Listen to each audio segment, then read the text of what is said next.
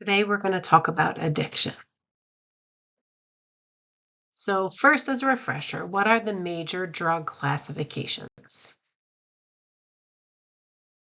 Yeah, stimulants, depressants, narcotics, also called opioids, and hallucinogens or psychedelics. So, what is the reward pathway? Because this is sort of vital to understanding addiction. The reward pathway involves dopamine. So, there is a release of dopamine when we experience something rewarding. And the dopamine is there to reinforce that behavior. Now, in terms of evolution, dopamine was typically released to aid survival. So things that were beneficial for the survival and reproduction of the species. So that would be things like eating food and having sex. The dopamine then creates motivation for those beneficial behaviors, meaning we would try to repeat those same behaviors. We are then, as a result, chasing dopamine. But currently, dopamine is not simply released when we eat delicious food or when we have sex. Dopamine is released in a lot of ways that are different but still serve that same underlying purpose to reinforce that behavior. When we get that rush of dopamine, it's a way of telling whatever's happening right now, we should try and do that again. So, for example, find a $50 bill on the ground, rush of dopamine. Have pleasurable sex, rush of dopamine. Get a wonderful gift, rush of dopamine. Get a phone notification, rush of dopamine. Eat some delicious food, rush of dopamine. See a cute animal, oh, rush of dopamine. So let's kind of follow this pathway when we're talking about phone notifications. So you get an alert. This activates the reward system. That means the amount of dopamine increases. Okay? It serves to reward us, and we are motivated to pick up the phone again, hoping for another notification. Now, it is important to note that dopamine itself does not produce pleasure. It instead motivates. What it does is it links the thing that makes you feel good with a desire to do it again. So dopamine itself does not produce pleasure. That's the effect from different neurotransmitters, for example, endorphins. But it does link what makes you feel good with motivation, meaning the desire to do that same behavior again. Now let's head back into tolerance and addiction. So what exactly is tolerance? What do you think it is? All right, so what is tolerance? Well, this occurs when the reward pathway has been overstimulated. Too much dopamine is hanging out and being released, and we simply cannot just be motivated by everything. So there's just too much dopamine around. So the brain is like, you know what? This is a problem. We should not be having this much dopamine around. So what it does is it reduces the production of dopamine, or reduces the number of dopamine receptors. So it's like, whew, okay, we can't be motivated by everything. So let's scale it back a little bit. But what happens is now that same rewarding behavior, which could be a drug or a behavior, it has less of an effect. But that motivation, that craving remains. So you need more and more of the behavior, more and more of the drug in order to meet that same level of feeling good. Okay. So it could be like, oh, one notification on your phone was good, and now that's not enough. Okay. One drink was good. Now that's not enough. Tolerance plays a role in addiction then. So addiction is a treatable but chronic medical disease. And it involves a lot of intertwining, complicated interactions in our brain and genetics and the environment and our life experiences. Okay, so people with addiction use substances or engage in behaviors that become compulsive, and they often continue despite harmful consequences. That means bad things are happening in their lives because of their use of these substances or because of these behaviors, but yet they continue to use the substances or show the same behaviors. So much so that repetitive drug use alters brain function in ways that literally perpetuate that cycle. It makes the cravings continue and it weakens your self-control and ability to stop. So we're talking about the cycle. First, there's no use. Once you use either a behavior or a drug, you have choice. Right? So maybe you're choosing to use it recreationally. Maybe it was an accident. Okay. Then there is abuse, which sometimes links back to choice. And then abuse leads to addiction. Along the way, we have increased tolerance. Once we get to addiction, we'll talk about this, we get to physical dependence. From addiction, we can get to recovery, but this again involves choice. So choice is over here. Once you are in addiction, notice there is no choice here. Addiction is hard. So physical dependence, that means the body has adjusted to consistent use of the drug. To maintain homeostasis, your normal levels, the drug has to be present. And without the drug, you experience withdrawal symptoms. Simple example is this: someone who gets a headache in the morning until they drink their coffee. That headache is withdrawal. So the body needs that coffee to maintain homeostasis. Now, psychological dependence is when the drug becomes central to thoughts and emotions and activities and routines. So you get up in the morning and you have coffee. You hang out with your friends and you have coffee. Okay? Whatever it is, it's linking it in your brain. So these things become associated together. So we have a strong urge to use the drug, even if we know those harmful effects, even if we know bad things are happening because of it. Person who's reached the stage of physical dependence has overwhelmed their brain's emotional systems. So the reason they can't stop is because they can't stop. It's the only relief they get from the terrors that are unleashed by not drinking. So one of the most important things about excessive drinking is that it changes your brain. And that's the basis for all the other problems. The first change is that you lose reward function in your brain. So your reward transmitters are just not working right. And as you keep drinking, you gain activity in your brain stress systems. But an even more insidious part of this picture is that you lose the ability of your frontal cortex to work properly. Now, your frontal cortex is the part of your brain that makes you who you are. It's the part of our brain that we use to make decisions, choices, delay reinforcement. If you're losing that part of your brain, then you have no brake on impulsive behavior and stress-like responding. And that promotes this vicious cycle where you end up drinking to fix the problem that the drinking caused.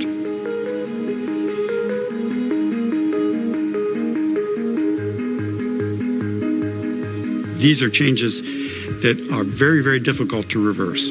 The brain does not grow back new neurons, but there is a way that the brain can strengthen other pathways that are already there. But it takes a long time, takes a major effort, and it takes complete abstinence. So what exactly does recovery look like in a person with a severe alcohol use disorder? Well, for the most part, it looks like a major effort to restructure your life without alcohol. How do you do that? Well, there are multiple ways, and many people use all of the multiple ways. You can join Alcoholics Anonymous. You can join a support group that doesn't involve Alcoholics Anonymous. You can go to a counselor and receive cognitive behavioral therapy, which helps you deal with stressors and builds resilience for situations that are going to tempt you to drink. There are some medications will help you along the way. The real issue is that your whole life has to change. So an individual like this will probably have to be supervised for a long time to come by some family member or loved one or some group, because alcohol is killing them.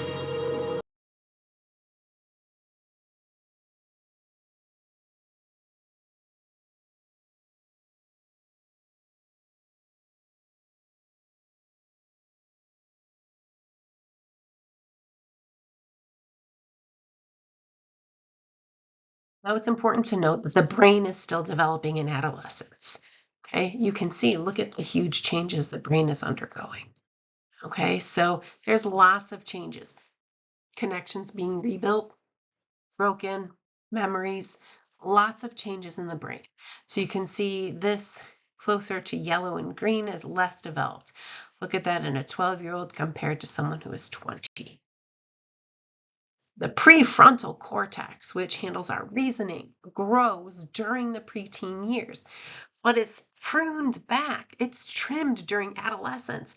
What does that mean? Adolescents experience an increase in impulsive, risk-taking behavior and have an increased susceptibility to addiction.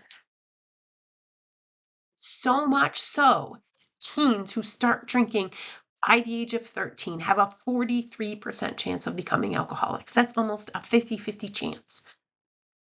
If a person waits to start drinking until they're 21, now their chance of becoming an alcoholic drops to 10%. All right, when we talk about experiencing withdrawal symptoms when a drug is not taken, what do I mean?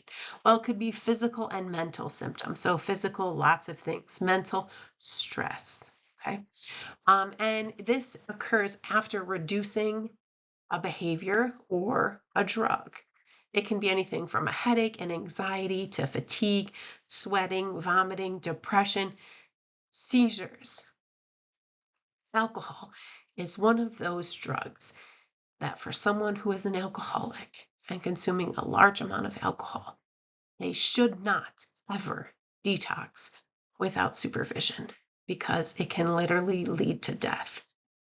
Because the seizures, the vomiting, the withdrawal symptoms are so intense, they need to be supervised by medical professionals. Sometimes people do ask me when a woman should start to become concerned about her drinking. I like to say that it's when alcohol becomes her friend, the thing that she turns to relieve her stress, to numb her pain. Because when alcohol becomes a friend, it's firmly on the path to becoming a partner. And as a partner, it's poisonous.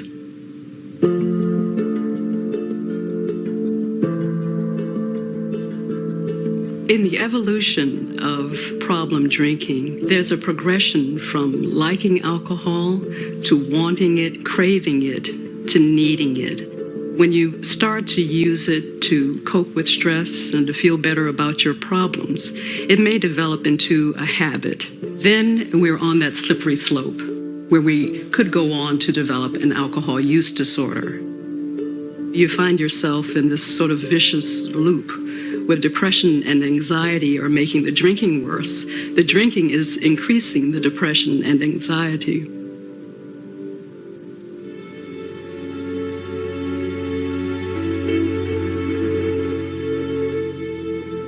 In a blackout, alcohol disrupts normal neurotransmission so that we lose awareness of what's going on in our physical environment and don't remember what happened to us during that particular time.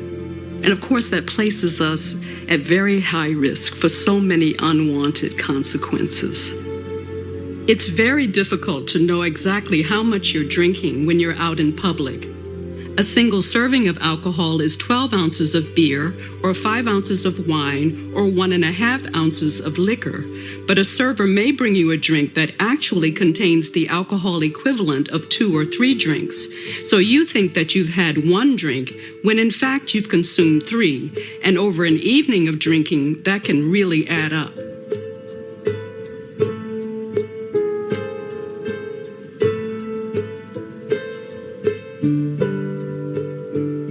the timing of intervention does matter. If we wait until later in the course of the disease, it's harder to stop drinking. The longer you're drinking, the greater the likelihood that you're going to experience withdrawal symptoms, and that those withdrawal symptoms are going to be severe.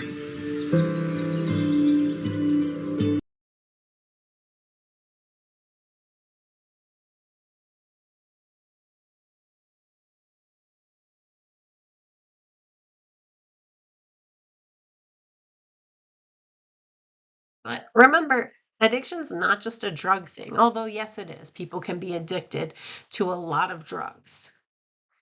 Some are legal, meaning alcohol, caffeine, nicotine.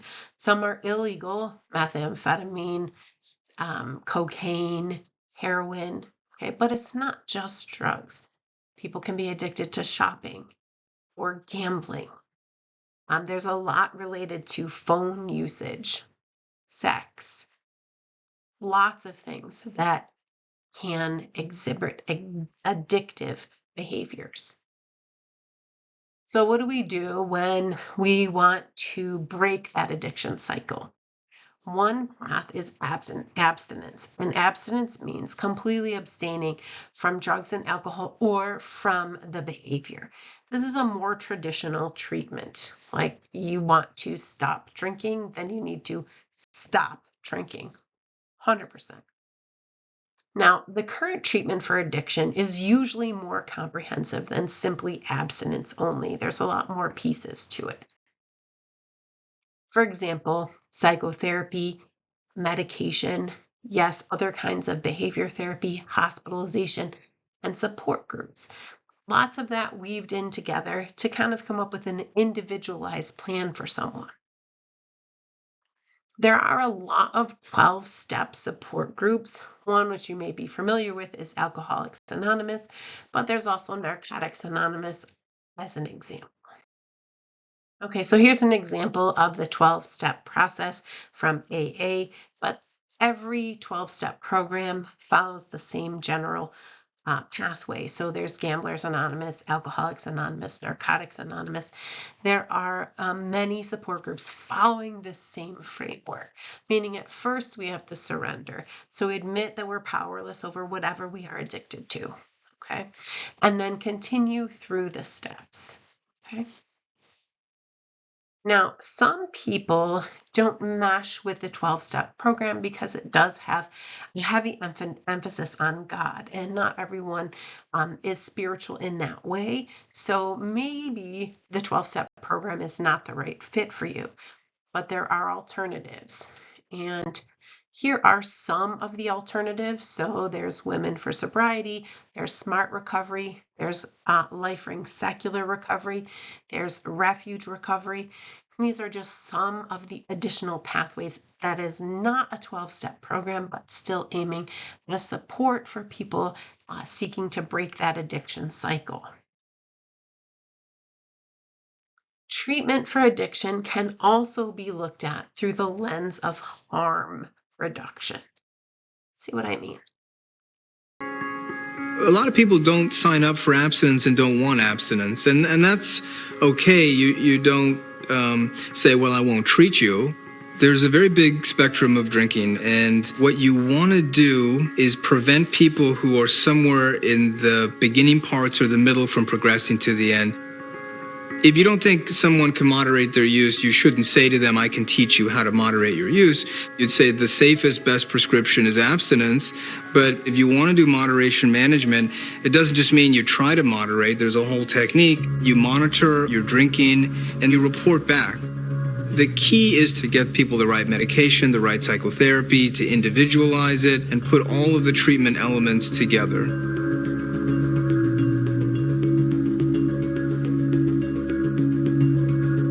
There's 3 FDA-approved pharmacotherapies for alcoholism, Antabuse, acamprosate, and naltrexone. Antabuse, if you drink, makes you sick, and so it pairs drinking with this aversive experience. It helps people stay sober. Acamprosate diminishes craving and insomnia associated with alcoholism and helps people who are newly sober from being detoxified stay sober. Naltrexone can help people go from heavy problematic drinking to more moderate, contained drinking, but they're only prescribed less than 0.5% of the time for the people that have alcoholism in America.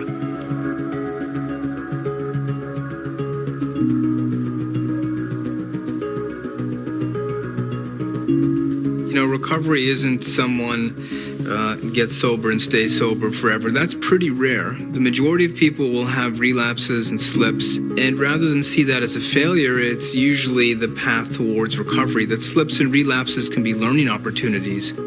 The other mistake made in treatment is when the treatment is given, it's given in short-term bursts. You know, a week of detox, a 1-month rehab. You'd never treat diabetes like that. You'd never take a diabetic and give them 3 days or a month of treatment and assume that they're okay. This is like any other chronic medical illness. It requires a long-term solution. The main problems for both men and women develop in the 30s and 40s. And that group of individuals, it's key to do something earlier on and to use all the tools that can help shift someone to using less or towards abstinence.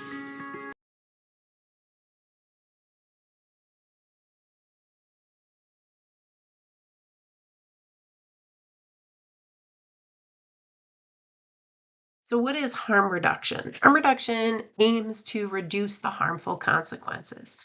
And it may help, in particular, people who are struggling with quitting or who relapse. It may also help people who don't want to quit. And it may help people who are struggling to literally identify their addiction. So let's try to reduce the harm because they're not ready, okay? So what are some examples of harm reduction? What do I mean?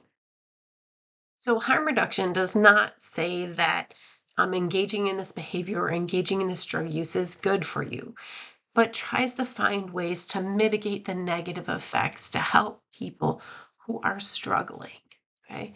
So things like overdose education, access to Narcan and supervised injection sites, access to clean needles. So recognizing that not everyone is at that point to seek full recovery or even recognize their addiction. But let's reduce those harmful consequences. Access to counseling. PrEP, which is a medication that can reduce your risk of getting an HIV infection. Free condom distribution. Seatbelt legislation. I know unrelated to drugs necessarily, but that is a kind of harm reduction. Concussion protocol, another example of harm reduction. Nicotine patch and gum. Also people who consume water while drinking alcohol. So I'll have a drink and a glass of water. Harm reduction, trying to reduce the negative effects. Income support. Now, it's okay to understand that not everyone is financially sound enough to actually seek the help they might want to for addiction. If we had counseling and income support, maybe more people would. So harm reduction recognizes that it is not a clear cut. If you wanted to quit, you would. It's a lot more layers to that. And trying to support people to reduce as many harmful consequences as we can. All right, do you have any questions?